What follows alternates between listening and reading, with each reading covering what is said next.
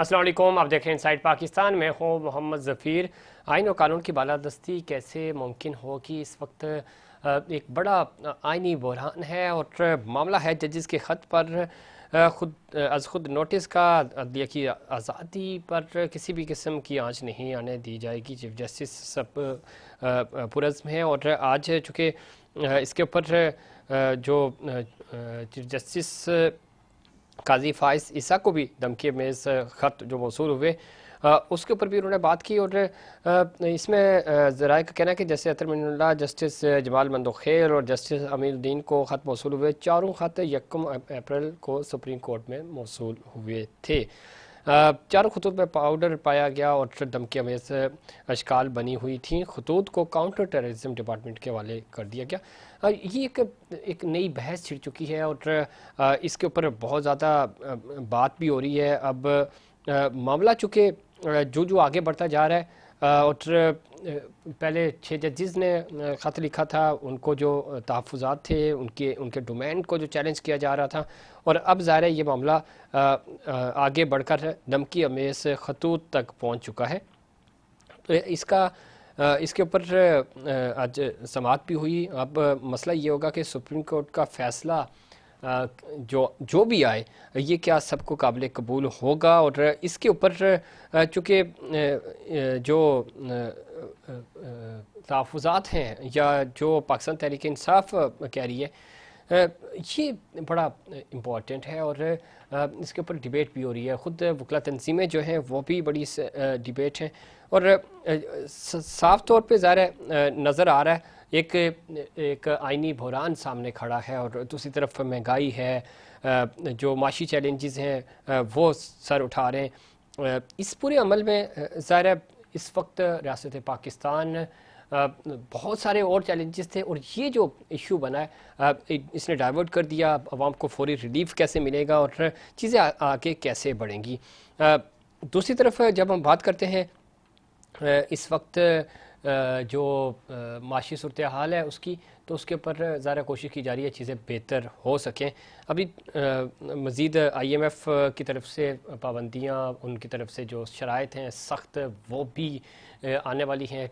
कीमतें बढ़ेंगी, 12 करोड़ से ज़्यादा लोग गुर्बत की लकीर से नीचे ज़िंदगी गुजार रहे हैं, तो ये बड़े चैलेंजेस हैं। साथ ही साथ आज सदर ममलिकत जनाब आसिफ अली ज़रदारी से army chief general Asim Munir साहब की मुलाकात हुई और ये आसिफ अली ज़रदारी साहब के सदर बनने के बाद पहली मुलाकात है और मसल्ह अफवाज के चूँकि कमांडर होते हैं सदर ममलिकत, और उस पर आर्मी चीफ की तरफ से मुबारकबाद भी दी गई और पाक फ़ौज की जो खिदमात हैं उनको सराखा भी गया। और दहशत गर्दी का जो एक चैलेंज है पाकिस्तान को, उसके ऊपर भी बात हुई। आज आर्मी चीफ की प्राइम मिनिस्टर से भी मुलाकात हुई और उसमें भी यही चीज़ें सामने हुई। इस पर मज़ीद बात करेंगे और इस वक्त क्या सूरत हाल है, कैसे इस आइनी, माशी और सियासी बुरान से बाहर निकला जाएगा। ज्वाइन किया है हमें जनाब आजिज़ दामरा साहब ने, सीनियर सियासतदान है, सीनियर रहनुमा है पाकिस्तान पीपल्स पार्टी के। दामरा साहब खुश आमदीद कहते हैं आपको प्रोग्राम में। जी दामरा साहब सुन पा रहे हैं आप मुझे? जी जी। दामरा साहब सबसे पहले तो मैं जानना चाहूँगा, चूँकि माजी में भी जो डोमेन है या अदलिया की बात करें, पार्लियामेंट की बात करें, इस्टेब्लिशमेंट की बात करें, डोमेन चैलेंज होते रहे हैं। इस दफ़ा भी मामला कुछ इसी तरह का है। किस तरह देखते हैं, चूँकि हम पहले ही माशी तौर पे बड़े कमज़ोर थे, बड़ी मुश्किल से इलेक्शंस हुए, इलेक्शंस के बाद हुकूमतें बनी सूबाई और फिर वफाकी हुकूमत, अब IMF को डील करना था, महंगाई को डील करना था, और ये जो जजेस के ख़त का मामला था, इस मामले में अब डे बाई डे बहुत ही ड्रामाई तब्दीलियाँ आ रही हैं। अभी आपके सामने ही है जो जजेस को धमकी अमेज़ ख़त मिल रहे हैं, और इससे पहले खुद नोटिस का मामला था। ये सारी सूरत हाल, अब इसमें क्या आपको वे फॉरवर्ड नज़र आ रहा है, कैसे हम इससे बाहर निकलेंगे ताकि हम बाकी चीज़ों पे फोकस कर सकें? बिस्मिल्लाह रहमान रहीम। देखें, बिल्कुल आपने ठीक सवाल किया है। मेरे ख्याल में हमारा ये मुआशरा या हमारे मुल्क में ये बहुत बड़ी बदकिस्मती है कि एक बहरान जो है अभी थमता नहीं, तो आगे कोई और चीज आ जाती है और हम फिर उस डिस्कशन में चले जाते हैं। और माजी में जितने भी हमारे ऊपर चैलेंजेस आ जाते हैं उस पे कोई हम पहुंच नहीं पाते, मगर एक नए इशू में हम फंस जाते हैं। अब जहां तक मुल्क में मुआशी सूरत हाल है, तो उसमें यकीनन हम सबका ये मुतालबा था कि एक इलेक्शन हो जाए और मुल्क सियासी इस्तेकाम की तरफ बढ़ जाए, और ताकि फिर मुआशी इस्तेकाम भी आ जाता है उसमें। वो सूरत हाल अपनी अपनी जगह पे है, मगर जहां तक जजों के खतूत का जो मामला है, या इससे पहले जो 6 जजों ने कंप्लेन की है, उस पर अभी जारी हेयरिंग हो रही है सुप्रीम कोर्ट ऑफ पाकिस्तान में। इशू ये है कि जब जिस टाइम ये इशू आपके ऊपर आ जाता है, उस टाइम मेरे ख्याल में हमें स्टैंड लेना चाहिए, मगर हम खास टाइमिंग पे और मखसूस हालात में अगर पुरानी चीजों को हम लेके आएंगे, तो मेरे ख्याल में ये सूरत हाल फिर अनफॉर्चुनेट हो जाती है कि अगर यही मामला आपने जो अब उठाया है, मुल्क तो वही है, वही इदारे इस मुल्क के मौजूद हैं, तो जाहिर है ये चीज उस टाइम अगर आप ओपन करते तो उसमें और ज्यादा जिद्दत आ जाती कि जनाब हमें फलां केसेस की वजह से ये प्रेशर आ रहा है। मगर उन्होंने लेट अगर ये डिसीजन लिया है, और उस पर सुप्रीम कोर्ट ने पहले तो एक कमीशन बनी थी और एक क्रेडिबल शख्स तसद्दुक जिलानी साहब के अंडर बनी थी, उसके ऊपर तनकीद हुई, फिर अब जारी सो मोटो है। अब देखें सुप्रीम कोर्ट क्या उस पर डिसीजन लेती है, मगर इन सारी सूरत हाल में हमें मुल्क को आगे बढ़ते हुए जो ख्वाहिशें हैं हमारी, वो कहीं ना कहीं मायूसी हो जाती है हमें कि इस मुल्क में शायद हम आदी हो चुके हैं कि एक इशू से जान छुड़ाते नहीं कि दूसरा इशू आ जाता है। इसमें से आज दामरा साहब, आप चूंकि बड़ी अवामी सियासत करते हैं, हमेशा अवाम में रहते हैं, ये सारा मामला आम आवाम का नहीं है जिसके ऊपर मैं और आप बात कर रहे हैं। ये जो हमारी आलमोस्ट कोई 90% आबादी है, उसका मामला नहीं है। उनको नहीं पता कि कौन जजेस हैं, कौन क्या कर रहा है, IMF क्या कर रहा है, डॉलर किधर जा रहा है, हुकूमत किसकी बनी है। वो चाहते हैं कि हमें डेली बेसिस पे हमें रिलीफ मिले, रोज़गार मिले, हम आगे बढ़ सकें, अपना पेट पाल सकें। तेज़ी से जो गुर्बत है वो बढ़ती जा रही है, बेरोज़गारी बढ़ती जा रही है, उसके ऊपर हम नहीं हमसे बड़ा पूरा जो चाहे मीडिया की बात करें, अदलिया की बात करें, हुकूमत की बात करें, सूबाई हुकूमतों की बात करें, वो फोकस ही नहीं कर पाते, इसी तरह के इश्यूज़ में लगे रहते हैं। तो ये सारी चीज़ें जब होती रहेंगी तो हम फोकस कैसे करेंगे और आवाम को रिलीफ कौन देगा?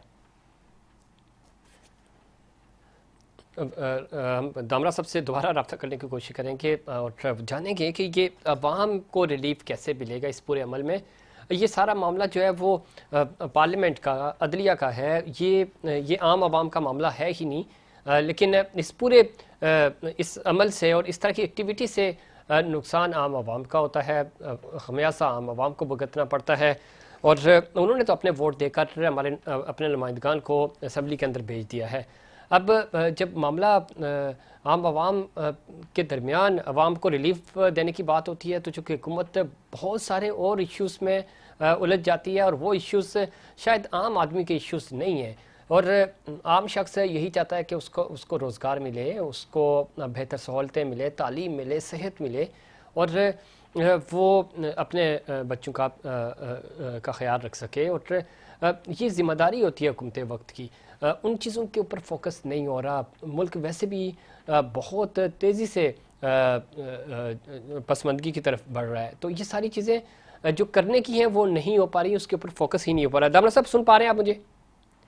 जी, दामरा साहब, मेरा सवाल आपसे ये था कि वो काम, ये जितनी भी चीज़ें मैंने गिनवाई, जजेस का मामला हो, IMF का मामला हो, कौन इस वक्त चीफ जस्टिस बन रहा है, नहीं बन रहा, ये सारा मामला आम आवाम से नहीं है। आम आवाम चाहते हैं कि हमें रोटी पानी कपड़ा मिले, हमें रोज़गार मिले, हमारे डेली बेसिस पे जो काम है वो होते रहें, महंगाई कम हो, चीज़ें सस्ती मिलें। उसके ऊपर हुकूमतें नहीं फोकस कर पा रही, चूँकि इश्यूज इसी तरह के होते हैं। बड़ों की लड़ाई होती है और अवाम पे बोझ पड़ता है। IMF को मामला हो, कुछ भी हो, अल्टीमेटली पेट्रोल महंगा हो जाता है, खाने पीने की चीज़ें महंगी हो जाती हैं। तो अवाम को रिलीफ कैसे मिलेगा, जो कि बज़ाहिर नज़र नहीं आ रहा, और हुकूमत खुद ये कह रही है कि वफाकी हुकूमत के 1.5-2 साल तो आपको सब्र करना होगा। देखें, मैंने अभी भी आपसे यही अर्ज किया कि इन तमाम चैलेंजेस से निपटने के लिए हमें मुल्क में एक पॉलिटिकल इस्तेकाम की जरूरत है। मैंने कहा कि हम शायद आदी हो चुके हैं कि एक बहरान से हम जान छुड़ाते नहीं कि अगला बहरान हमारा इस्तकबाल किया हुआ होता है। और जब हम इस तरह बहरानों में होंगे और हुक्मरान सिर्फ अपनी हुक्मरानी कायम करने की जुस्तजू में लगे रहेंगे, तो वहां पर इस तरह की सूरत हाल होगी। हम इस पाकिस्तान को, इस रियासत को अगर अपना समझते हुए अपने तमाम ग्रीवेंसेस अपने जो कानूनी डोमेन है उसमें रखें, अपोजिशन बिल्कुल एहतजाज करे, अपोजिशन हुक्मरानों की नालायकी को बिल्कुल पॉइंट आउट करे।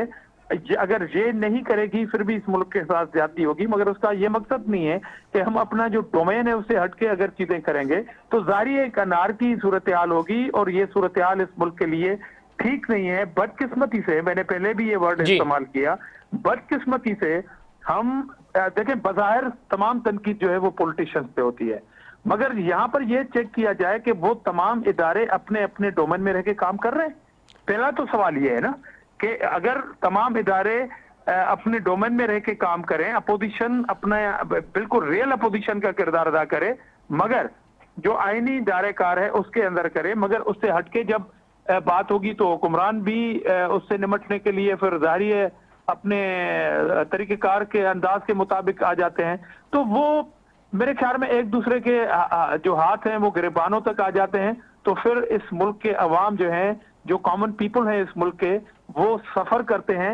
और अब ये कौम अफोर्ड नहीं कर सकती कि महंगाई मौजूदा जो दौर में चल रही है ये मजीद उसी तरह से चले, बल्कि खतरा तो ये होता है कि महंगाई बढ़ती हुई जा रही है, और बढ़ती हुई महंगाई जो है वो अदम काम पैदा कर देती है। यहाँ पर मुआशरे में क्राइम बढ़ जाता है।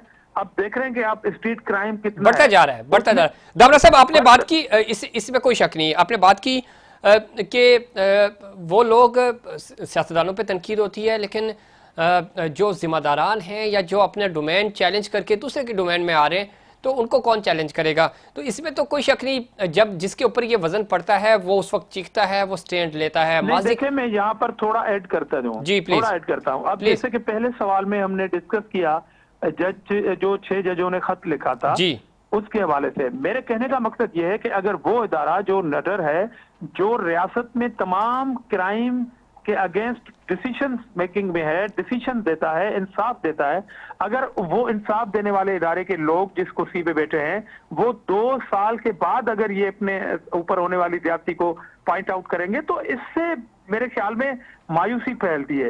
ये चीज उसी टाइम होनी चाहिए। मुझसे अगर कोई आज कोई ज्यादती कर रहा है तो मुझे अभी बिल्कुल ठीक है दामरा साहब, मैं एग्री करता हूं आपकी इस बात से, लेकिन बात ये कि फिर हम माजी में चले जाते हैं। माजी की बात कर लेता हूं, कोई ज्यादा पुरानी नहीं। आसिफ अली जरदारी साहब कहते थे इसी इदारे के लिए कि जो डोमेन चैलेंज करता है कि आप चले जाएंगे, आप तो 3-3 साल के लिए आते हैं, तो हमने हमेशा रहना होता है, आपकी ईंट से ईंट बजा देंगे। आगे नवाज शरीफ साहब ने कहा वोट को इज्जत दो, एहतसाब का नारा लगाया, और उन्होंने कहा कि ये जो 5 का टोला है इसका एहतसाब करेंगे।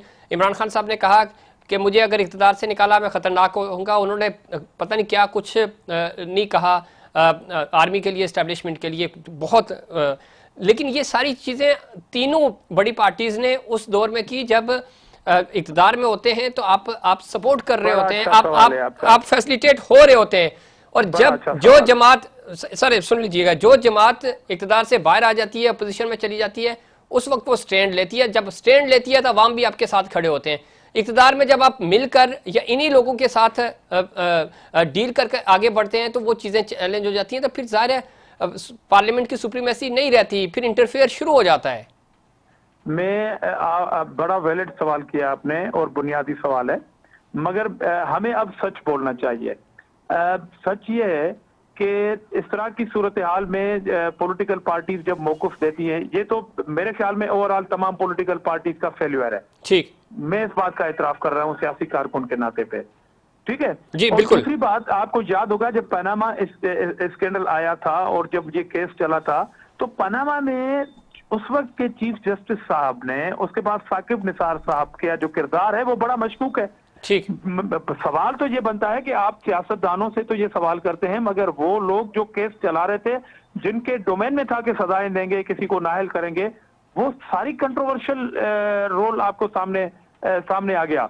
अच्छा, दूसरी बात यह है कि जब ये केस चला था तो उस वक्त पीपुल्स पार्टी का ये मौक़िफ़ था कि हमारे मुल्क में सच एहतसाब का कोई कानून नहीं है। ठीक है, वो एहतसाब का कानून जो फॉर एवर हो, जो कॉन्स्टिट्यूशन का हिस्सा हो, जो हुकूमत के बदलने से तब्दील ना हो। यहाँ पर क्या होता है, यहाँ पर यही होता है कि कोई आमिर आ जाए तो अपनी पसंद का कोई इदारा बनाए, बना देता है। अब साहब जब 97 के हुकूमत में मियां साहब का देखेंगे तो वहां पर एहसाब ब्यूरो बना था, सैफुर रहमान गालिबन उसके सरबराह थे। ऐसा ही है। उन्होंने उन्होंने उन्होंने अपनी पॉलिटिकल जो एंटी पार्टी थी, लीडरशिप थी, उनको जेलों में डाला, जबानें काट दी गई। केसेस कहाँ गए? वो सारे रेफरेंसेस खत्म हो गए, जीरो हो गए। तो उनको सजाएं देनी चाहिए ना, जो इदारा इस तरह की हरकत करता है।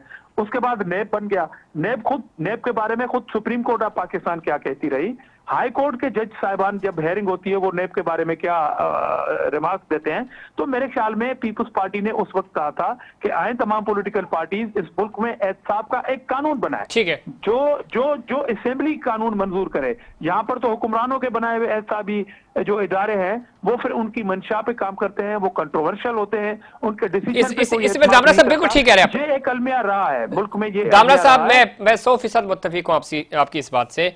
और ये भी रहा है, हम नहीं सीखते 12 अक्टूबर से, हम नहीं सीखते 4 अप्रैल से, हम नहीं सीखते मोहतरमा बेनजीर भुट्टो के दोनों अदवार से।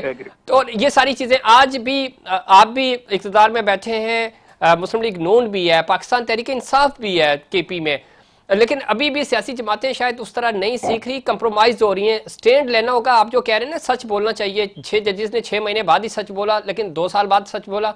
स्टैंड ले, पार्लियामेंट का काम है, पार्लियामान में चीज़ें लेके आएँ, आप डिबेट करें, आप इस्लाहात लेके आएँ, कानून बनाएं। अदलिया का काम है तशरीह करना, एग्जीक्यूटिव का काम है उसके ऊपर अमल दरमद कराना, लेकिन ये सारी चीज़ें नहीं हो पा रही। कहें ना कहें ये चीज़ें टेम्पर हो रही होती हैं। जब टेम्पर होती हैं तो मैं और आप तमाम लोग, वो लोग खासतौर पे जो पार्लियामान में बैठे होते हैं, वो फिर कंप्रोमाइज़ हो जाते हैं, जजेस कंप्रोमाइज़ हो जाते हैं। तो ये स्टैंड तो हमें लेना होगा ना। अगर नहीं लेंगे तो फिर माजी की तरह ये जो मैंने तारीखें दोहराई हैं, यही चीज़ें दोहराते रहेंगे, हम बैठे इसी तरह डिबेट करते रहेंगे, चीज़ें नहीं होगी। आप भी 5 साल गुजार के चले जाएंगे, कहेंगे मुझे काम करने नहीं दिया गया, दूसरी जमात भी यही काम इल्ज़ाम लगा रही होगी।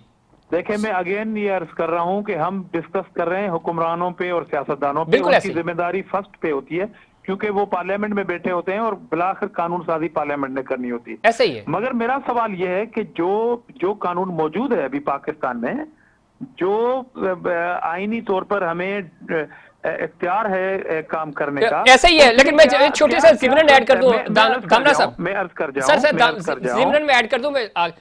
मुस्लिम लीग नून का स्लोगन था, गो के ज़ाहिर आप उनकी नुमाइंदगी नहीं कर रहे, लेकिन being a political worker, political leader, मैं आपसे पूछ रहा हूँ। उन्होंने कहा कि हम आएंगे, जिन लोगों ने हमारी हुकूमत गिराई और जो लोग मुलविस थे, साजिशी अनासिर थे, 5 का टोला था, उनका एहतसाब करेंगे, उनको कटहरे में लेके आएंगे। उनके खिलाफ क्या पार्लियामेंट में वो करारदाद लेके आए? क्या कोई डिबेट हुई? नहीं, उनका नाम भी नहीं ले रहे। अब वो क्यों नहीं ले रहे? क्योंकि उनको सहूलत मिली है और उनकी वजह से वो आज इक़्तिदार में बैठे हुए हैं। तो जब इस तरह की सहूलत आप ले लेंगे तो फिर एहतसाब नहीं हो सकेगा। बस ये बड़ा बुनियादी सा सवाल है। मैंने यही रिक्वेस्ट की कि अगर हम इस बहस को एकेडमिक करेंगे और एनालिसिस थोड़ा करेंगे, तो ये एक क्वेश्चन पे हम बात कर रहे हैं ना। मैंने कहा कि हम इस बात का एतराफ करते हैं कि हमारा फेल्यूर है, मैंने कहा आपके प्रोग्राम में। जी बिल्कुल। मगर मैं अगेन ये कह रहा हूं कि हम इस बहस को जरा थोड़ा और बढ़ाएंगे तो क्या वो इदारे, सियासतदानों का तो फेल्यूर है, मगर वो इदारे क्या इंसाफ के मुताबिक काम कर रहे हैं या कर रहे थे माजी में, चाहे वो जुडिशरी हो या एस्टेब्लिशमेंट हो? ठीक के मतलब वो फैसले आपके कंट्रोवर्शियल हो जाते हैं। शहीद जुल्फकार अली भुट्टो का केस जो है वो 45 साल लग गए। बिल्कुल लगे हैं, और आज देखिए डैमेज हो चुका है। आज उस फैसले का हमें तो क्या वो फायदा? वो इदारा उसको किसने रोका था ये काम करने के लिए? 12 साल से तो वो रेफरेंस वेटिंग में था, पड़ा था। बिल्कुल ऐसे ही है। ठीक है ना।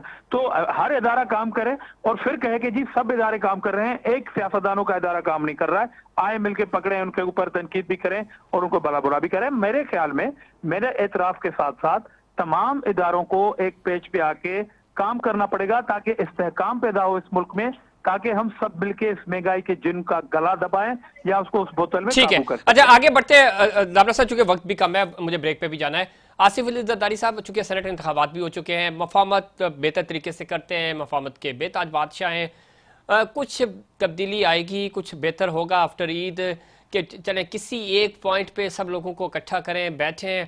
ज़ाहिर है सदर ममलिकत का पॉलिटिकली तो कोई रोल नहीं होता, लेकिन बड़ा होता है, तमाम इदारे, उनकी बात सुनी जा सकती है, वो सब लोगों को इकट्ठा बुला सकते हैं, जॉइंट सेशन हो सकता है, किसी तरह हम इकट्ठे हों और कहीं से कोई नुक्ता आगाज़ हो और हम ये जो एक सियासी शिद्दत पसंदी में कहूँगा जो बढ़ती जा रही है इसका भी खात्मा हो सके और हम ट्रैक की तरफ आएँ।